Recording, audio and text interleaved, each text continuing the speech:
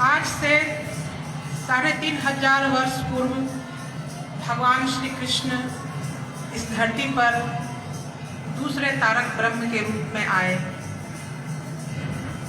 उनके जीवन को, उनकी भूमिका को हम मुख्यतः दो भागों में विभक्त कर सकते हैं। एक है ब्रज गोपाल, दूसरा है पार्थसारथी। ब्रज गोपाल सभी लोगों के लिए जितने सहजलभ्य थे, पार्थसारथी कृष्ण उतने नहीं थे। महाभारत श्री कृष्ण के द्वारा रचित है, लेकिन उनके जीवन का संपूर्ण भाग महाभारत नहीं है। अगर महाभारत को हटा देते हैं तो श्री कृष्ण का अस्तित्व रह जाता है, लेकिन श्री कृष्ण को अगर हटा दिया जाए तो महाभारत का कोई अस्तित्व नहीं रह जाता है। लेकिन भगवान शिव के जीवन को हम दो भागों में विभक्त नहीं कर सकते हैं। उस समय के उस अल्प बुद्धि मानव समाज में जहाँ भी जैसे भी जिस प्रकार की आवश्यकता हुई, भगवान शिव ने लोगों की रक्षा के लिए अपनी छतरी खोल दी। अर्थात हम ये कह सकते हैं कि मानव सभ्यता और मानव संस्कृति की गठन में भगवान शिव की जो भूमिका है, अगर उससे भगवान शिव को अलग कर देते हैं तो मानव सभ्यता और मानव संस्कृति को ठहरने के लिए कोई भूमि नहीं मिल पाएगी। लेकिन मानव सभ्यता और मानव संस्कृति को अगर हम हटा देते हैं तो भगवान शिव का अस्तित्व है। अनुमानतः 10 लाख वर्ष पूर्व मनुष्य इस धरती पर आया और मानव सभ्यता का इतिहास 15,000 वर्ष पुराना है। लगभग 7,500 वर्ष पूर्व भगवान शिव इस धरती पर पहले तारक ब्रह्म के रूप में अवतरित हुए। उनका आगमन उस अंधकार युग के अनग्रसर मानव जीवन में एक स्वर्ण प्रभात की सूचना दी कि कोई आया है, कोई आया है, कोई महापुरुष आए हैं। भगवान शिव अपने संपूर्ण जीवन को जीव मात्र के कल्याण में लगा दिया। उन्होंने केवल मानव सभ्यता के बारे में ही नहीं सोचा, बल्कि पेड़ पौधे, लता वृक्ष, पशु पक्षी के बारे में भी सोचा। उन्होंने जीव कल्याण के लिए अपना सर्वस्व लुटा दिया। इसलिए उन्हें सदाशिव कहते हैं, जो दूसरों का मंगल करे, जिनके जीवन का व्रत हो दूसरों का कल्याण करना, वही सदाशिव है। सदाशिव सभी जीवों के ममतामयी पथ प्रदर्शक थे। भगवान शिव ने तंत्र की साधना दी। तंत्र एक व्यवहारिक विधि है, यह एक प्रैक्टिकल कल्ट है। तंत्र की साधना उन्होंने पार्वती को सिखाया, अपने बच्चों को सिखाया। तो उस समय के लोगों जो है बौद्धिक रूप से विकसित नहीं थे, लेकिन आध्यात्म की सूक्ष्म सत्यों को उन तक पहुंचाना था, उनके परम लक्ष्य के प्रति उनकी समझ को बढ़ाना था। इसलिए माता पार्वती भगवान शिव से प्रश्न करती थीं और भगवान शिव उसका उत्तर देते थे। तो माता पार्वती का जो प्रश्न था वो निगम कहलाता है और भगवान शिव का जो उत्तर है वो आगम कहलाता है। जब हम कोई प्रश्न कुछ जानने के लिए, जान करके अपने जीवन में प्रैक्टिकली करने के लिए जब हम प्रश्न करते हैं, उसे कहते हैं परिप्रश्न। जैसे कि हमें क्या करना है, क्यों करना है, किस लिए करना है, इसके क्या लाभ हैं, ये सभी परिप्रश्न हैं। इन्हीं सभी परिप्रश्नों से बना है निगम शास्त्र, और जो भगवान शिव के उत्तर से संबंधित है उसे कहते हैं आगम शास्त्र। तो माता पार्वती लोक कल्याण के लिए, लोगों के सकारात्मक विकास के लिए भगवान से प्रश्न करती हैं। तो माता पूछती हैं आत्मोपलब्धि के लिए क्या करना चाहिए। लोग उपवास करते हैं, अनुष्ठान करते हैं, पवित्र स्थानों की खोज करते हैं, भगवान को जानने के लिए अपने आप को तरह तरह के कष्ट देते हैं। सही पथ क्या है? भगवान कहते हैं उपवास, अनुष्ठान, तप करने से, अपने आप को कष्ट देने से भगवान की प्राप्ति नहीं हो सकती। जब तक ये अनुभूति नहीं होगी कि मैं ब्रह्म हूँ, तब तक जीव शिव को नहीं प्राप्त कर सकता। शरीर को कष्ट देने से भगवान की प्राप्ति होगी, ये सही विचार नहीं है। भगवान तो अंदर की चीज है, इन्हें बाहर खोजने की जरूरत नहीं है। फिर भगवान कहते हैं हाँ, उपवास अगर सही विधि से किया जाए, जैसे कि शास्त्र में कहा गया है, उपमाने निकट, वास मतलब रहना, यानी अपने मन को सांसारिक चिंतन से हटा करके भगवान के निकट ला करके रख देना, यही है उपवास। फिर भगवान कहते हैं मैं ब्रह्म हूँ, ये अनुभूति होने से ही तुम उनको पा सकते हो। तो लेकिन बोलने से नहीं होगा, इस ध्येय में प्रतिष्ठित होना पड़ेगा। जैसे कि किसी का फल का स्वाद चखना है, तो जल में प्रतिबिंबित फल को चखने से नहीं होगा, उसे वास्तविक रूप में फल को चखना होगा। फिर माता पार्वती भगवान से पूछती हैं ब्रह्म को कहाँ खोजें? तो भगवान कहते हैं धर्मस्य तत्वम निहितम गुहायाम, यानी धर्म का जो सार है, धर्म का जो तत्व है, वो हमारे अंदर ही निहित है। इसलिए अपने अंदर खोजो, अगर हम अपने अंदर उसे खोजेंगे तो पा जाएंगे। भगवान कहते हैं तुम साधक हो, वे साध्य हैं, और साधना बीच की कड़ी है। जब ये तीनों एक हो जाते हैं तब हम कह सकते हैं आई एम दैट, अहम ब्रह्मोस्मि शिवो अहम। लेकिन इस स्तर तक पहुंचने के लिए एकाग्र निष्ठा के साथ साधना करनी होगी, नियमित रूप से साधना करना अनिवार्य है। जब तक ये शरीर है साधना करते ही जाना होगा। जैसे कि एक नया बर्तन है, कोई कुछ दिन इस्तेमाल करने के बाद क्या होता है, वो अपना नयापन खो देता है, उसकी चमक चली जाती है। फिर हम क्या करते हैं, उसकी चमक को बनाए रखने के लिए हम रोज उसको मांजते हैं। ठीक उसी प्रकार हमारा मन है, मन को साफ सुथरा रखने के लिए हमें नियमित रूप से साधना करनी ही होगी। फिर भगवान कहते हैं कि जो लोग भगवान को अंदर नहीं खोज के बाहर खोजते हैं, उसके लिए भगवान कहते हैं इदम तीर्थम भ्रमंती तमसा जना आत्मतीर्थम ना जानंती कथं मोक्ष वरानने। यानी तामसिक प्रवृत्ति के जो लोग होते हैं वो इस तीर्थ में उस तीर्थ में भगवान को पाने के लिए, भगवान को खोजने के लिए भटकते हैं। ऐसे भगवान की प्राप्ति नहीं की जा सकती। आत्म तीर्थम ना जानन्ति कथं मोक्ष वरानने, अगर उनको जानना है तो आत्म तीर्थ को जानना पड़ेगा, अपने अस्तित्व के अंतरतम में उन्हें खोजना पड़ेगा, तभी हम उसको पा सकते हैं। फिर माता पार्वती भगवान से प्रश्न करती हैं कि मोक्ष का अधिकारी कौन है? तो भगवान कहते हैं जो स्वयं के शुभ कर्मों के बदौलत जब मानव शरीर पा जाता है तब वो मोक्ष का अधिकारी बन जाता है। तो मोक्ष पाने के लिए तो साधना करनी पड़ेगी, और साधना हम कैसे करेंगे जब शरीर नहीं रहेगा? तो इसलिए सबसे पहले शरीर प्राप्त करना पड़ेगा, फिर इस शरीर से हम साधना करेंगे तब हमें मोक्ष की प्राप्ति हो सकती है। फिर माता पार्वती भगवान से पूछती हैं कि जो लोग साधना करते हैं उनके जीवन का ध्येय क्या होना चाहिए? तो भगवान कहते हैं लोग अपनी बौद्धिक क्षमता के अनुसार अपने पूजा की वस्तु बना लेते हैं। जैसे आदिम लोग थे तो वृक्ष, धरती, नदी की पूजा करते थे, कुछ लोग पत्थर की पूजा करते थे, कुछ लोग मूर्ति पूजा करते थे। तो मूर्ति पूजा कैसे करते थे? अपनी कल्पना के अनुसार मूर्ति को आकार दे देते थे, फिर उसकी पूजा करते थे। तो जिस मूर्ति को मैंने बनाया, हथौड़ी और छेनी के मदद से जिस मूर्ति को मैंने बनाया है, हम तो उसके पिता हो गए, वो हमें मुक्ति कैसे दे सकती है? सीमित से असीमित की प्राप्ति नहीं हो सकती है।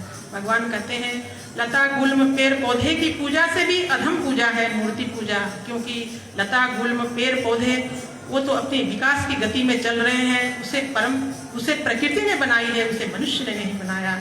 इसलिए मूर्ति पूजा सबसे अधम पूजा है। इस संदर्भ में भगवान कहते हैं उत्तम ब्रह्म सद्भाव मध्यम ध्यान धारणम जप स्तुति साधु धमा मूर्ति पूजा धमा धमा। भगवान कहते हैं जो उत्तम कोटि के लोग होते हैं वो ब्रह्म भाव में लीन रहते हैं, और मध्यम कोटि के जो लोग होते हैं वो ध्यान धारणा करते हैं, और अधम कोटि के जो लोग होते हैं वो जप स्तुति और मूर्ति पूजा करते हैं। तो हम जब साधना करते हैं तो हम अपने मन को असीम में विस्तार करने के लिए करते हैं, लेकिन मूर्ति पूजा से तो हमारा मन सीमा में बद्ध हो जाता है। इसलिए मूर्ति पूजा अधम है। और जब निर्जीव है, चैतन्य रहित है, और स्तुति, यहाँ तो भगवान के लिए कोई प्रेम नहीं है बल्कि एक तरह का चापलूसी है। इसलिए जब स्तुति और मुक्ति पूजा ये अधम पूजा है। फिर भगवान कहते हैं कि जो लोग परमात्मा को बाहर ढूंढते हैं उससे तो ये साबित होता है हमारा खुद का ही घर अन्न धन से भरा है और हम बाहर भीख मांग रहे हैं, इस कुंड में उस कुंड में डुबकी लगा रहे हैं, इस कुंड में उस कुंड में डुबकी लगाने से कोई पुण्य नहीं मिलने वाला है। अगर ऐसा होता तो कुंड के अंदर जितने भी जीव जंतु हैं वो कब के स्वर्ग प्राप्त कर लिए होते। फिर माता पार्वती भगवान से पूछती हैं कि एक साधक के अंदर क्या क्या योग्यता होनी चाहिए। तो भगवान कहते हैं कि इसके 7 सूत्र हैं। सफलता प्राप्त करने के लिए इस 7 सूत्रों को जानना पड़ेगा। माता पार्वती कहते हैं वो क्या है। तो भगवान कहते हैं अलिस्यतीति विश्वास सिद्धिर प्रथम लक्षणम, द्वितीयम श्रद्धया युक्तम, तृतीयम गुरु पूजनम, चतुर्थो समता भाव, पंचमेंद्रिय निग्रह, षष्ठं च प्रमिताहार, सप्तम निवर्तते। तो हमें अपने ध्येय में सफल होना है, ये दृढ़ निश्चय ही पहला सूत्र है। दूसरा है श्रद्धया युक्तम, श्रद्धा क्या है। जब हम निंदा और प्रशंसा की चिंता किए बिना अपने ध्येय की ओर, अपने लक्ष्य की ओर चलना प्रारंभ कर देते हैं तो इस तरह की गतिशीलता को श्रद्धा कहते हैं। तीसरा है गुरु पूजनम। गुरु पूजनम में देखना पड़ेगा सबसे पहले कि गुरु कौन है। गु प्लस रू।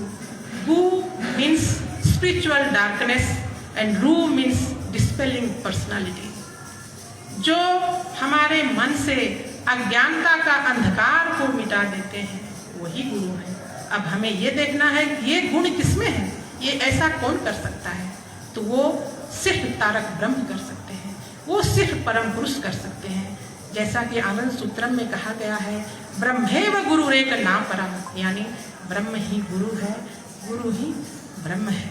तो ऐसे गुरु जिनके बदौलत हमें साधना का मार्ग प्राप्त हुआ, उन गुरु के लिए हमारी श्रद्धा, उन गुरु के लिए हमारा प्रेम ही गुरु पूजनम है। चौथा है समता भाव। चतुर्थो समता भाव। समता भाव क्या है। बैलेंस्ड स्टेट ऑफ माइंड, सबको आत्म स्वरूप में देखना ही समता भाव है। जब हमारे मन में कुंठाएं आ जाती है, जैसे कि superiority complex, inferiority complex, fear complex, इस तरह की कुंठाएं जब आती है मन में, तब ये समझना चाहिए कि हमारे मन का समता भाव नष्ट हो गया है। इसलिए इस तरह की कुंठाएं हमारे मन में नहीं होनी चाहिए। जैसे कि सुपीरियरिटी कॉम्प्लेक्स है अहम मान्यता भाव। तो अहम मान्यता भाव क्या है।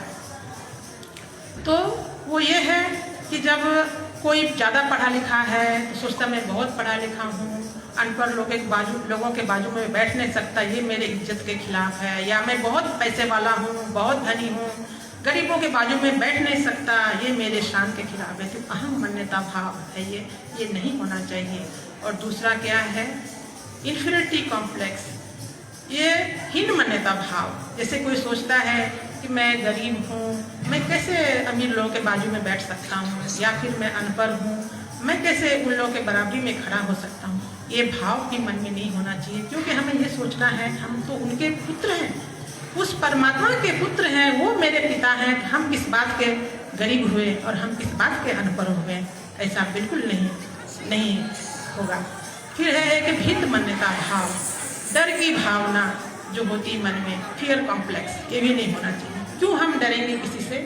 दुनिया का, इस विश्व ब्रह्मांड का सर्वशक्तिमान सत्ता मेरे पिता हैं, जिनसे डर भी डरता है, जिनसे डर भी दूर भागता है, तो मैं उनकी संतान हूँ, तो मैं क्यों डरूँ किसी से। फिर यहाँ पर भगवान कहते हैं कि जो अहम मान्यता भाव है वो ज़्यादा क्षतिकर है, इससे मन में अहंकार आती है, तो ये मन में नहीं होना चाहिए। तो भगवान यहाँ पर कहते हैं अभिमानन सुरापानन गौरवंग रौरवंग ध्रुवंग प्रतिष्ठा सुकरी विष्ठा त्रयंग तक्ता हरिं भजे। भगवान कहते हैं अभिमान जो है सुरापान के समान है, यानी शराब पीने के समान है। शराब पीने से क्या होता है, उचित अनुचित का सेंस चला जाता है, लोग विवेक खो देते हैं। इसलिए शराब जो है, शराब पीना पाप है। उसके बाद क्या है गौरवंग रौरवंग ध्रुवंग, गौरव जो है नरक के समान है, प्रतिष्ठा सुकरी विष्ठा के समान है। इसलिए भगवान कहते हैं इन तीनों मानसिक विकारों को त्याग कर अपने मन को भगवान के ध्यान में लगाओ, अपने मन को भगवान के गान में लगाओ। उसके बाद है पंचमेंद्रिय निग्रह। तो पंचमेंद्रिय निग्रह क्या है? आत्म संयम, सेल्फ कंट्रोल, सेल्फ रेस्ट्रेंट। हमारा 5 कर्मेंद्रिय है, 5 ज्ञानेंद्रिय है और 1 मन है। इन तीनों पे हमारा कंट्रोल होना चाहिए, यही है इंद्रिय निग्रह। छठा है षष्ठंच प्रमिताहार। तो प्रमिताहार क्या है? प्रमिताहार वो है हमारा जो भोजन है वो सात्विक होना चाहिए, सात्विक हो, पौष्टिक हो, न ज़्यादा हो न कम हो, बैलेंस्ड हो एवं शरीर और मन के लिए अच्छा हो, यही है प्रमिताहार। तो प्रमिताहारी होने के पहले हमको सबसे पहले जानना पड़ेगा सात्विक आहार के बारे में। एक बार क्या हुआ, एक मार्गी को बाबा के समक्ष जाने का अवसर मिला। तो बाबा उनको पूछते हैं, क्यों जी तुम्हारा खान पान तो बहुत गलत है, तुम क्यों नहीं सुधारते हो अपना खान पान? तो वो मार्गी कहते हैं, बाबा मैं कोशिश करता हूँ लेकिन मेरी आदत जाती नहीं है। बाबा कहते हैं ठीक है, मैं एक उपाय बताता हूँ, तुम उसको करना। बाबा कहते हैं जब तुम खाना खाने बैठोगे तो तुम बोलोगे जो मैं खाने जा रहा हूँ वो न मेरे मन के लिए अच्छा है न ही मेरे शरीर के लिए अच्छा है, फिर भी मैं खा रहा हूँ, ऐसा बोल के तुम खाना खाना। तो कुछ दिन वो मार्गी ऐसा ही करते हैं। ऐसा करने के बाद उनको एक दिन मन में फील होता है, जब मैं जान रहा हूँ कि ये खाना न मेरे मन के लिए अच्छा है न मेरे शरीर के लिए अच्छा है, फिर भी मैं इसको क्यों खा रहा हूँ, मैं इतना बड़ा मूर्ख क्यों हूँ? तो ये जब वो फील किए, उसी दिन से उनका गलत खान पान की आदत उसकी चली गई। तो जो भी आज भी कई लोग हैं हमारे समाज में जो जानते हैं कि ये चीज़ खाना गलत है लेकिन उनकी आदत नहीं जाती है, तो बाबा का बताया हुआ ये वाला उपाय को अपनाना चाहिए। जानवर भी जो होता है वो अपना खाना सेलेक्ट करके खाता है, लेकिन एक हम मनुष्य लोग हैं सब कुछ खा लेते हैं। जो हमारे लिए बना है वो भी खा लेते हैं, जो हमारे लिए नहीं बना है वो भी खा लेते हैं। ऐसा नहीं होना चाहिए। फिर बाबा ने यहाँ पे कहा है कि देखो सिर्फ सात्विक भोजन करने से नहीं होगा, सात्विक भोजन तो करना ही है, लेकिन तुम जो भोजन कर रहे हो किस परिवेश में कर रहे हो वो देखना पड़ेगा। वो परिवेश भी सात्विक होना चाहिए जहाँ तुम खाना खाते हो। इसलिए बाबा ने सख्त मना किया है कि तुम लोग होटल में और रेस्टोरेंट में खाना नहीं खाओगे। फिर बाबा ने ये भी कहा है कि जब तुम लोग ट्रैवल करते हो ट्रेन या बस में, तो सामने में कोई तामसिक खाना खा रहा हो तो तुम उस वक्त खाना मत खाओ, ठहर जाओ, उनका खाना हो जाए तब तुम अपना खाना खाना। फिर बाबा ये कहते हैं अगर तुम्हें कोई भोजन ऑफर करता है तो वो भी वहाँ भी तुमको देखना पड़ेगा जो तुमको भोजन दे रहा है उसका मन सात्विक है कि नहीं, उसका मन तुम्हारे प्रति अच्छा है कि नहीं, ये भी तुमको देखना पड़ेगा। क्योंकि बाबा ने कहा है जो लोग मिड माइंडेड होते हैं उनके हाथों का खाना कभी ग्रहण मत करना, क्योंकि साधना मार्ग में प्रगति करने के लिए आहार की बहुत बड़ी भूमिका है। कहते हैं जैसा खाओगे अन्न वैसा बनेगा मन, तो इसलिए हमें इस चीज़ को ध्यान में रखना पड़ेगा। बाबा ने जो सात्विक आहार के बारे में बताया है। इसके बाद इतना कहने के बाद भगवान मौन हो जाते हैं। माता पार्वती पूछती हैं 7वां सूत्र क्या है? तो भगवान कहते हैं सप्तमा नैव विद्यते। हे देवी 7वां कुछ भी नहीं है। जो लोग इस 6 सूत्र का पालन कर लेंगे, इस 6 सूत्र को स्मरण रखेंगे तो उनका आध्यात्मिक प्रगति होगा ही। फिर माता पार्वती भगवान से पूछती हैं कि हमारे बच्चे आपको पाने में कैसे सक्षम होंगे? भगवान कहते हैं ये तो मैंने कई बार कई तरीकों से तुम्हें बता दिया है। तो माता पार्वती फिर से दोहराने के लिए कहती हैं। भगवान कहते हैं कि उन्हें उचित रूप से नियमित साधना करना होगा और उचित समय पे वो अपने लक्ष्य को पा जाएंगे। तो माता पार्वती कहती हैं ये उचित समय तो आपने बहुत बार बोला है, लेकिन फिर भी आपको इस सरल मार्ग बताएं, क्योंकि हमारे सभी बच्चे समान योग्यता वाले नहीं हैं। कुछ बहुत अच्छे हैं, कुछ बहुत खराब हैं। जो बहुत अच्छे हैं वो तो कठिन साधना कर लेंगे, जो बच्चे हमारे नटखट हैं, जो बच्चे शांत संगठित नहीं हैं, वो कभी भी कठिन साधना नहीं कर पाएंगे। तो क्या उन्हें मुक्ति नहीं मिलेगी? ये भी हमारे ही बच्चे हैं। आप कृपया हमारे इन नटखट बच्चों के लिए कोई आसान मार्ग बताएं। भगवान कहते हैं मैंने तो पहले ही बता चुका हूँ, उनको साधना का अभ्यास करते रहना होगा और एक समय वो अपने लक्ष्य को पा जाएंगे। माता कहती नहीं नहीं, ऐसा नहीं होगा, नहीं कर पाएंगे हमारे बच्चे, आप प्लीज सरल मार्ग बताएं। भगवान सहमत होते हैं और भगवान कहते हैं कि उनको बोलो कि वो भगवान को पूर्ण समर्पण करें। अगर वो पूर्ण समर्पण करते हैं तो वो साधना करें अथवा नहीं करें, उनके सारे कर्तव्यों का उत्तरदायित्व भगवान स्वयं ले लेंगे और भगवान स्वयं उनके बदले में साधना करेंगे। अतः हे देवी, तुम अपने उन नटखट बच्चों से कहो कि पूर्ण समर्पण करें। तो अब यहाँ बात आती है समर्पण की। तो भगवान कृष्ण ने कहा है देवी हस्या गुणमयी मामा माया दुरत्तया मामे वजे प्रपदन्ते माया मेतांतरंगिते। भगवान कहते हैं ये जो माया है बहुत ही शक्तिशालिनी है, लेकिन इनको अतिक्रम करना कठिन ही नहीं असंभव है। तब यहाँ एक प्रश्न आता है, अगर माया इतनी ही शक्तिशालिनी है उसको हम अतिक्रम नहीं कर सकते हैं, क्या हमें मुक्ति नहीं मिलेगी? भगवान कहते हैं ऐसा नहीं होगा, क्योंकि भगवान ने यहाँ एक गोपन संकेत दिया है कि मेरी। भगवान कहते हैं ये जो शक्ति है, ये जो बंधनी शक्ति है, ये जो माया है वो मेरी है। मेरी होने के नाते वो मेरे नियंत्रण में है, वो मेरी अधीना है। इसलिए जो मुझ में शरण लेता है, जो मुझे समर्पण करता है, जो मुझ में आश्रय लेता है, वो मेरी ही कृपा से, मेरी ही सहायता से इस माया का अतिक्रमण कर लेता है। अब माता पार्वती भगवान से पूछती हैं समर्पण का सही विधि क्या है? भगवान कहते हैं अगर परम पुरुष से तुम ऐसी वैसी चीज मांगोगे मिल तो जाएगा, लेकिन जिम्मेदारी फिर तुम्हारी ही होगी। इसलिए सर्वोत्तम प्रार्थना है भगवान से यही करना चाहिए कि हे प्रभु, तुम मेरे लिए जो उचित समझो वही करो, क्योंकि मेरी भलाई, मेरा हित किसमें है वो मैं नहीं जानता, वो तुम जानते हो। कि भगवान यहाँ पे कहते हैं एक राक्षस था, उसने भगवान से वरदान मांगता है कि मैं कभी न मरूं, न दिन में मरूं न रात में मरूं। भगवान उसको वो वरदान दे देते हैं, फिर वो मरता जाके गोधूली बेला में। तो भगवान कहते हैं ऐसा मूर्ख तुम लोग मत बनो, भगवान से कुछ भी मांगना समर्पण नहीं है। क्योंकि जब हम भगवान से कुछ मांगते हैं तो क्या होता है, हम अपनी चिंता खुद करते हैं, हम अपनी ओर खुद देखते हैं, हम अपने बारे में खुद सोचते हैं। तो यहाँ समर्पण नहीं है। समर्पण वो है जब हम उनकी चिंतन करते हैं, उनके बारे में सोचते हैं, हमारा हित, हमारा कल्याण किसमें है ये हम उन पर छोड़ते हैं। यही है वास्तविक समर्पण। समर्पण के ऊपर मुझे एक बाबा की कहानी याद आ रही है जो मैं साझा करना चाहूँगी। एक दादा थे, उनको बाबा के साथ फील्ड वॉक में जाने का अवसर मिलता है, तो वो बड़े खुश होते हैं कि बाबा के साथ में आज टाइम स्पेंड करूँगा। बाबा वो जाते हैं और अंदर अंदर ये सोच के खुश होते हैं कि आज बाबा जरूर कुछ स्पिरिचुअल टॉपिक के बारे में कुछ बोलेंगे।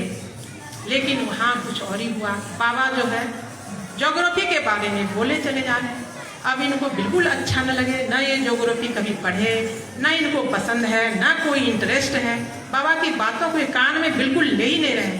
ये सोच रहे हैं ये बोरिंग बातें बाबा हमको क्यों बता रहे हैं। बाबा को पता ही है कि मैं समझ नहीं रहा हूँ, सुन नहीं रहा हूँ, मुझे इंटरेस्ट भी नहीं है।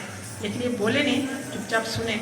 जब ये अपने फील्ड कार्य क्षेत्र को लौटते हैं तो इनको एक बहुत बड़े यूनिवर्सिटी से इनका कॉल आता है कि स्वामी जी आप जो है यहाँ आकर के हमारे बच्चों को योगा मेडिटेशन सिखाइए। दादा योगा मेडिटेशन के ऊपर लेक्चर तैयार करके जाते हैं, उस कॉलेज में योगा मेडिटेशन सिखाऊंगा।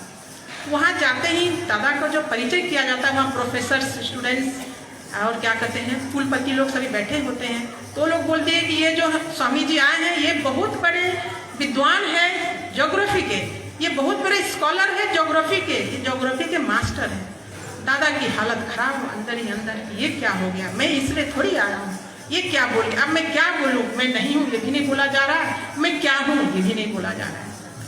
तो इनको जब स्टेज पे ले जाया गया लेक्चर देने के लिए, तो आंख बंद करके ये बाबा को साष्टांग प्रणाम करके कहते हैं कि हमें तो, तुमको तो पता है कि मुझे ज्योग्राफी मालूम नहीं, अब जो भी बोलोगे तुम ही बोलोगे। फिर ये आँख खोल के जब अपना लेक्चर देना स्टार्ट किए, बोले जा रहे हैं, उनको बाबा की वो सारी बातें याद आने लगी जो बाबा फील्ड वॉक के दौरान उनसे बोली थी, जो उस वक्त उन्होंने सुनाई नहीं।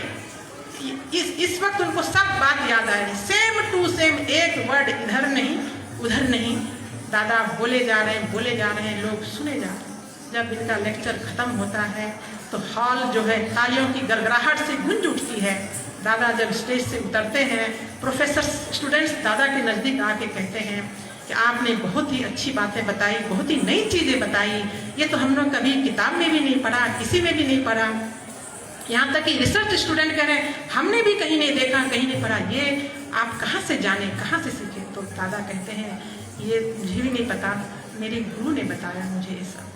फिर दादा को स्टेज से उतार के जब बैठाया गया, एक स्टूडेंट दौड़ के आता है, कहता है स्वामी जी एक सिंपल सवाल है, इसका समाधान आप बता दें। तो दादा कहते मन ही मन बाबा रे, मैं इसका भी तो जवाब नहीं जानता हूँ, मैं क्या बताऊँ। फिर बाजू में जो प्रोफेसर थे वो कह रहे हैं इतने बड़े विद्वान को तुम इतना छोटा सा सवाल पूछ रहे हो, तुम रहने दो मैं पूछता हूँ। उन्होंने कुछ कठिन सवाल पूछा, फिर दादा आंख बंद किए, बाबा को समर्पण किए, बाबा को स्मरण किए, तो वो फिर उस सवाल का जवाब दे गए। तो मैं यहाँ ये कहना चाहूँगी जब हम पूर्ण समर्पण उन पर करते हैं तो वो हमारी मदद के लिए जरूर रखते हैं। फिर कभी कभी हम लोग क्या करते हैं कि पूर्ण समर्पण नहीं के एक आना रख लेते हैं, ये सोच के भगवान अगर मदद नहीं किया तो एक आना मेरे काम आएंगे। तो यहाँ पर हम लोग बेवकूफ़ी कर जाते हैं। भगवान तो चालाक है, वो तो सब समझते हैं। जैसे कि द्रौपदी एक हाथ से अपने वस्त्र को पकड़ी है, एक हाथ से भगवान को पुकार रही है।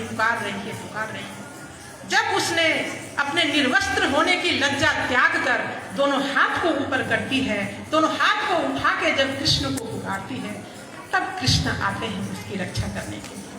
तो भगवान तो खड़े ही हैं हमारी मदद करने के लिए, बस इंतजार करते हैं कि हम कब उनको पूर्ण समर्पण करें। फिर बाबा यहाँ कहते हैं कि समाज में लोगों के कल्याण के लिए, लोगों के हित के लिए तुम लोग सभी को समर्पण का तरीका सिखाओगे। सब लोग परम पुरुष के प्रति समर्पित हो, इसमें तुम लोग सहायक बनोगे और धर्म प्रचार करोगे। फिर यहाँ कहते हैं कि तुम लोग पापी हो या पुण्यात्मा, मैं किसी से विभेद नहीं करता हूँ। दोनों ही मेरे प्यारे पुत्र हैं, दोनों ही मेरे लिए समान हैं।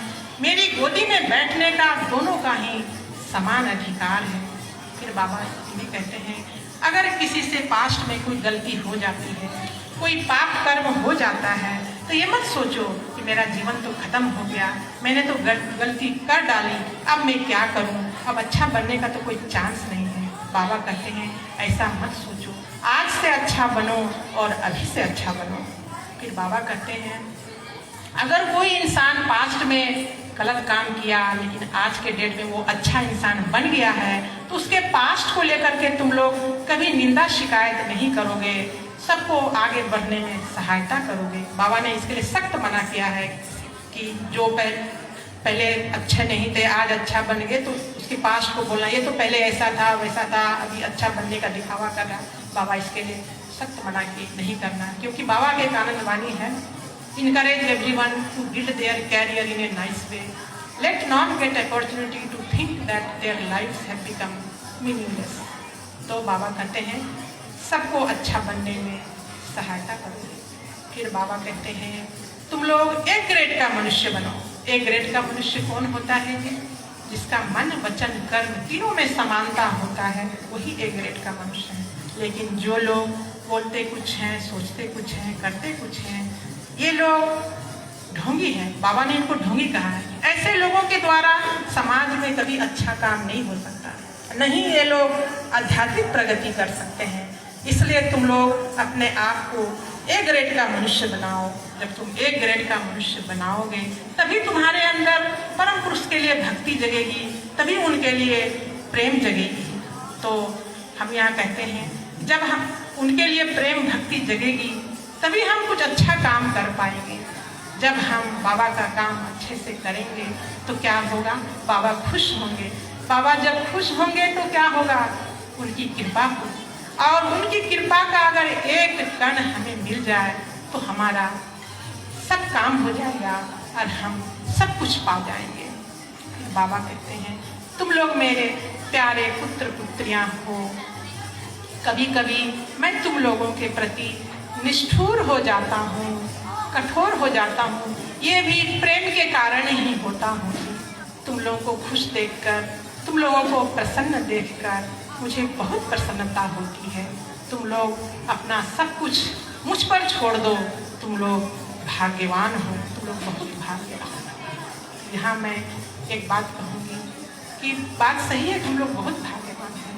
बाबा श्री श्याममूर्ति जी इस धरती पर तीसरे तारक ब्रह्म के रूप में आए, और दुनिया में तो बहुत लोग हैं, लेकिन बाबा ने हमें सेलेक्ट किया, बाबा हमें अपने नज़दीक लाया, हमें अपना सानिध्य दिया, हमें प्यार दिया, हमें दुलार दिया। हम सच में बहुत स्पेशल हैं। लेकिन बाबा जो जिस उद्देश्य से इस धरती पर आए हैं, उनकी वाणी को, उनकी बातों को, उनकी आइडियोलॉजी को घर घर तक पहुंचाना, उन लोगों तक पहुंचाना जो लोग बाबा को नहीं जाने, यही हमारा जीवन का व्रत होना चाहिए। क्योंकि बाबा ने कहा है if you want to know me do for my mission. फिर बाबा कहते हैं those who are unable to shoulder their bag and baggages, their responsibilities are to be shouldered by you. As a spiritual aspirant, your entire life is a mission, your entire existence is a mission। बाबा कहते हैं समाज में जो लोग अपनी जिम्मेदारी उठाने में असमर्थ हैं, उनकी जिम्मेदारी भी तुम्हें अपने कंधों पे लेनी पड़ेगी। और तुम लोग एक आध्यात्मिक साधक हो, इसलिए तुम्हारा जीवन ही एक मिशन है, तुम्हारा संपूर्ण अस्तित्व ही मिशन है। फिर बाबा कहते हैं your mission is what? To save humanity from this crisis is your mission। कि मानवता को इस संकट से बचाना ही तुम्हारा मिशन है। फिर बाबा कहते हैं I hope, not only hope, I am sure you will be successful. Baba कहते हैं मुझे आशा ही नहीं, पूर्ण विश्वास है कि तुम लोग सफल होगे।